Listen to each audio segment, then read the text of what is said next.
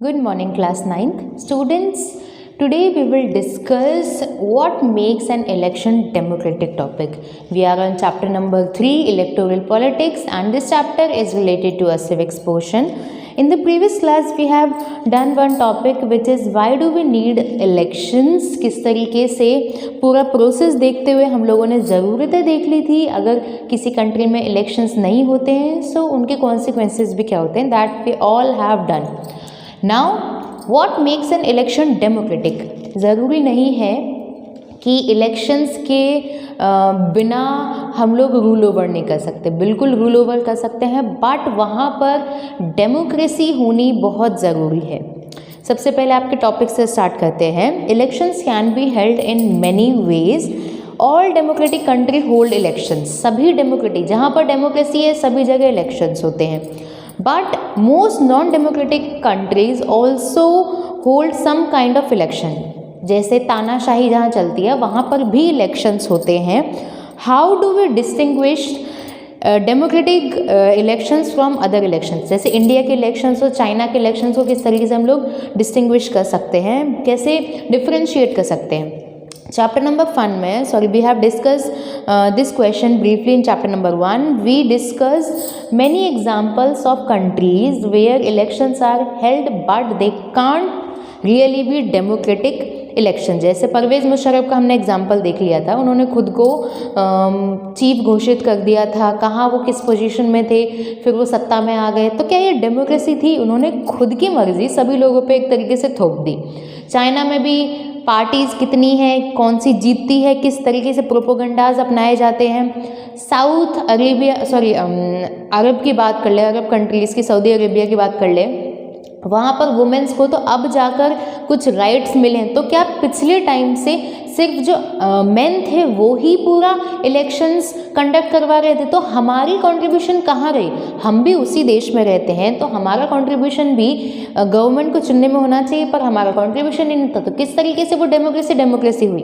ठीक है, तो यहाँ पर ये बात की जा रही है कि हमें ये देखना चाहिए कि क्या क्या क्राइटेरियाज होते हैं एक डेमोक्रेटिक कंट्री में, कि कैसे इलेक्शंस होने चाहिए, क्या क्या चीज़ें फुलफिल होनी चाहिए इलेक्शंस में.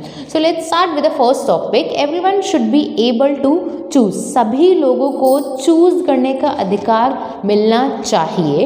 And everyone should have one vote and every vote should have equal vote. सभी को चूज़ करने का, जो भी 18 अबव की यहाँ पे बात हो रही है, मेन वुमेन, यहाँ पर उनको भी हम लोग इंक्लूड करेंगे. सब लोग, everyone should be able to choose. सबको चूज़ करने का अधिकार है, हमारा नेता, हमारी गवर्नमेंट, और सबको एक वोट ही मिलेगा. इतना भी चूज़ नहीं करवाना है कि आपको इतनी खुशी कि आप एक नहीं 4 वोट कराएं, ऐसा नहीं है. सभी लोग, एक इंसान एक वोट ही कर सकता है. Everyone should have one vote and every vote should have equal vote.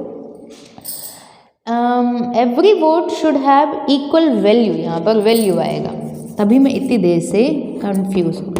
Okay, तो सभी लोग एक वोट कर रहे हैं, मतलब सब, एक इंसान एक वोट करेगा और एक इंसान के वोट की, ईच एंड एवरी वोट की वैल्यू होगी. Every vote should have equal value. ऐसा नहीं है कि आपने वोट कर दिया, आपके 10 गिने जाएंगे, इन्होंने वोट किया, इनका वोट ही नहीं गिना जाएगा. तो सबकी वैल्यू एक ही है, समान है. नाउ सेकेंड पॉइंट पर आते हैं. There should be something to choose. हमारे सामने कुछ चूज करने के लिए होना भी चाहिए. Parties and candidate should be free to contest elections and should offer some real choice to the voters. जैसे हमारे पास अगर चॉइस करने के लिए ही कुछ नहीं होगा तो हम चूज़ क्या करेंगे? 2 डिशेस हमारे सामने रखी हैं, हमारे पास चॉइस करने को ये, आज आप क्या खाएंगे? आज हम इन दोनों में से ये चूज़ करेंगे. ठीक है, आपको चॉइस मिल गई. 5 चॉइसेस हैं, हमने 5 में से कोई एक ले ली कि आज मैं इससे खाऊंगी. बट अगर हमारे पास चॉइस ही एक है, हमसे पूछा जाए क्या खाओगे, जो बचा है वही तो खाना पड़ेगा, मतलब जो आपने बनाया है वही खाएंगे. तो यहाँ पर हमें चॉइस ही नहीं दी जा रही है, तो हमें क्या देना चाहिए? हमें देयर शुड बी समथिंग, कुछ होना भी तो चाहिए चूज़ करने के लिए.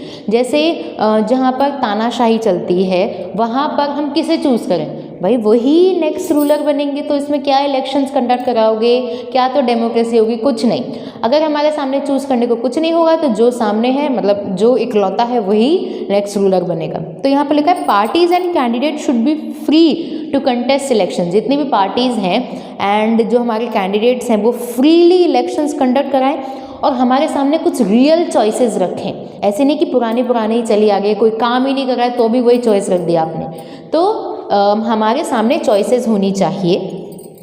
Choice should be offered at regular interval. जैसे हर 5 साल में हमारे इंडिया में इलेक्शंस कंडक्ट करवाए जाते हैं, या फिर अगर कोई 5 साल तक के इंटरवल में सही से काम नहीं कर पाता है तो वो गवर्नमेंट हटा दी जाती है। ऐसा नहीं है कि 25 साल तक आपने एक गवर्नमेंट को चुना तो 25 साल तक वही रूल ओवर करती जाएगी, ऐसा बिल्कुल नहीं है। तो हमने क्या किया है, जो आप ऑफ़र कर रहे हो, चॉइस जो आप हमें ऑफ़र कर रहे हो वो रेगुलर इंटरवल्स में ऑफ़र कर रहे हो। 25 साल के लिए नहीं किसी को बना दिया है 50 साल तक के लिए यही रूलर होगा, वैसे तो वो रूलर हो भी नहीं सकता, उसकी एज हो जाएगी।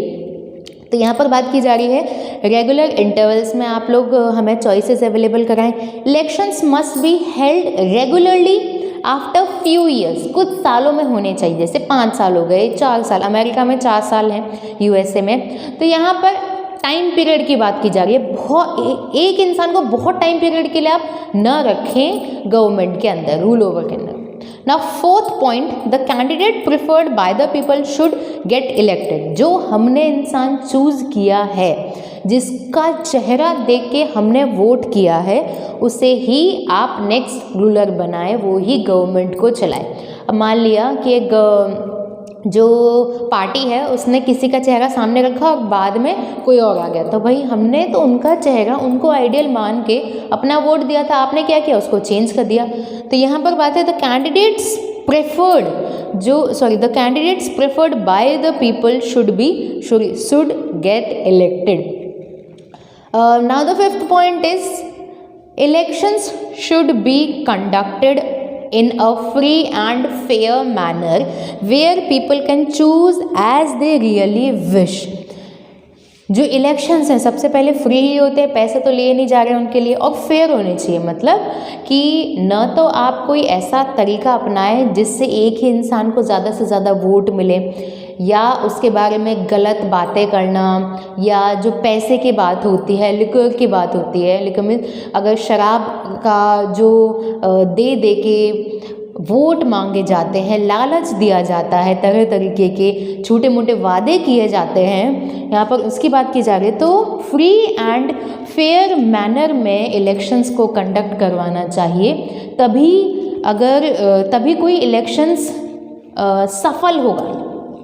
कंडक्टेड इन अ फ्री है, पैसे ना दें, कोई लोभ लालच ना हो, फेयर होना चाहिए, सभी पार्टी इसको खड़े होने का मौका मिलना चाहिए। नहीं एक ही पार्टी रूल ओवर किए जा रही है, अगर कोई खड़ा हो रहा है तो उसे मौके भी दिए जाने चाहिए, दबाना नहीं है हमें किसी को भी। Free and fair manner where people can choose as they really wish.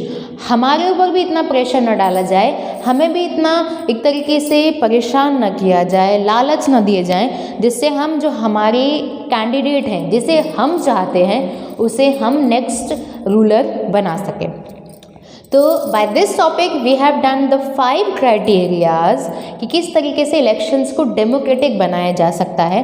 पहला है everyone should be able to choose. हमें चूज़ करने का अधिकार तो मिले, एक वोट की वैल्यू बराबर होनी चाहिए, एक वोट 1 वोट 1 वैल्यू, ठीक है। हम जो मैन है उसके वोट की भी वैल्यू सेम, वुमेन है उसके वोट की भी वैल्यू सेम, किसी को ज़्यादा प्रायोरिटी न दे। सेकेंड है should be something choose from, कुछ होना भी तो चाहिए चूज़ करने के लिए। एक ही पार्टी रूल ओवर कर रही है सालों से, तो क्या चूज़ करना है उसमें, वही चाहती है वही कर ले, फिर इलेक्शंस का मतलब क्या है। सेकेंड है choice should be offered at regular interval, time period के बाद, मतलब हर एक टाइम पीरियड के बाद हमें कंटिन्यूसली इलेक्शंस कंडक्ट करवाए जाने चाहिए। 5 साल 4 साल 6 साल जितने भी होते हैं, 25-30 सालों के लिए कोई एक ही गवर्नमेंट ना आ जाए। Candidates preferred by the people should get elected, जिसे हमने चूज़ किया वो ही गवर्नमेंट बनाए, और जो इलेक्शंस है वो फ्री एंड फेयर मैनर में होने चाहिए कि न तो किसी पर दबाव हो, न किसी को ब्राइब दी जाए, धोखाधड़ी न की जाए किसी के साथ। सभी को इलेक्शंस में खड़े होने का हक है और हमें चूज़ करने का अधिकार है, हमारी इच्छा के अनुसार चूज़ करने का अधिकार है, हम पे भी कोई प्रेशर ना हो। So